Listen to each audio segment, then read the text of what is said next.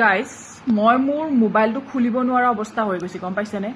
যেতিয়াই মোবাইলটো খুলো 2026ত নম্বৰ 1ৰ কাৰণে বহুত বেছি ভাল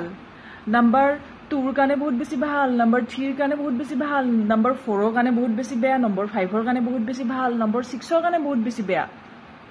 নম্বৰ 7ৰ কাৰণে বহুত বেছি ভাল বুলি মই নিজে নম্বৰ 7 হয় যোৱাবাৰ কৈছিলে 2025ত নম্বৰ 7ৰ কাৰণে বহুত বেছি ভাল কি ঘটিটো ভাল হল কি ভাল হৈছে কি ভাল হল হা